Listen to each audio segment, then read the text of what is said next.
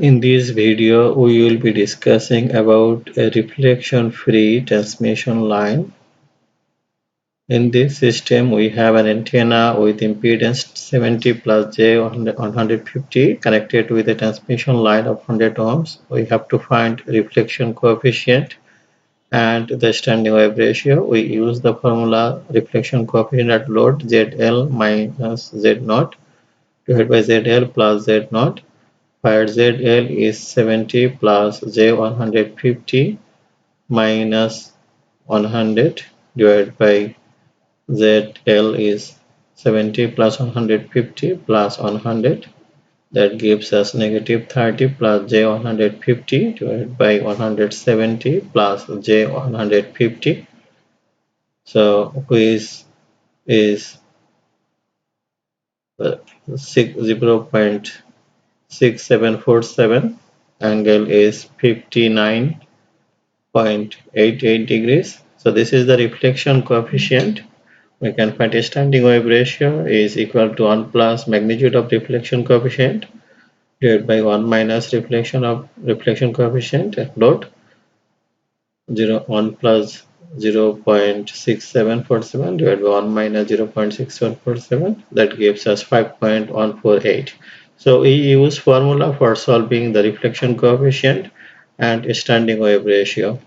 So the reflection coefficient at the load and the standing wave ratio of the transmission line is given. Now we can solve this with using a Smith chart. So at first we need to normalize this value, and then we have to locate this on the Smith chart.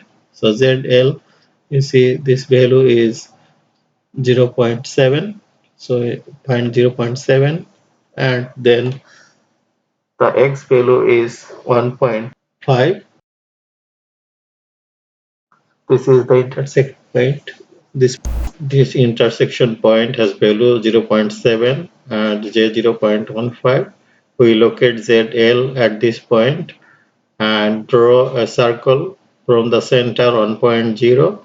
This circle is called the constant reflection circle. Now measure the radius of this circle from center and then use this to measure the reflection coefficient. I put this line on the reflection coefficient scale given at the bottom of this Smith chart.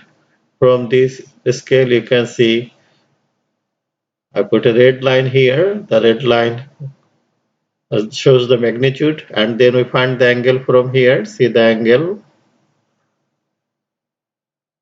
Uh, the angle is here is around 60 degrees. So you can write 60 or 59.88 is the more exact value. Now the standing wave ratio, we put the same radius on the SWR line and read the value from here. You see this value is slightly higher than 5, so it is like 5.11. So you need to read this value properly.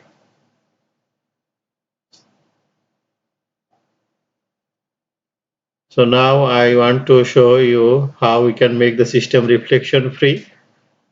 So let us draw the transmission system here. ZL is the load and characteristic impedance is 100 ohms. So this is the source here, and to match the system we need the reflection will be 0. That means Z minus Z0 over Z minus Z0 will be 0. So that gives us Z equal to Z0. So Z, we require Z equal to 100 ohms, or normalized value of Z will be 1. So you can see on the Smith chart the center has Z equal to 1.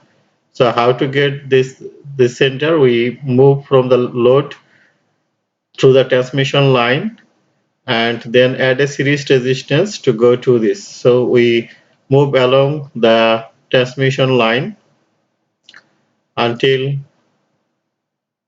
we reach to the real axis. So that's the, we have to reach to the minimum point, that is called Z minimum point. and then we have to add a resistance. So you see here, from the transmission line you have to move from the load toward the source and move until you reach to the Z minimum location.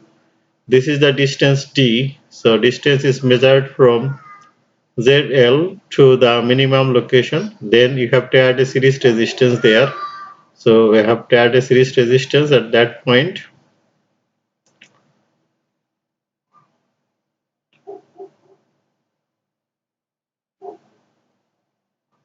Now we need to find the value of Z min at that point. So to find the value for Z min, so just you see here the value at that point, the real axis crossing the uh, transmission line is 0.19. That's the minimum value for Z. So at that location, we have the transmission line have got the minimum impedance, that is 0.19. We have to add a series resistance at that point to make the total resistance equal to 1. So we add 81 ohms resistance at that point. So now we have to find what is the distance. So to find the distance, the location of ZL, you see the value there, is 0.167 lambda, and the value of lambda at Z mean position is 0.5 lambda. Now we find the distance is 0.5 minus 0.167 lambda. So that gives us 0.33 lambda. So this is the location of the series resistance. Therefore, we add a series resistance of 81 ohms at a distance 0.33 lambda from the load to make the system reflection free.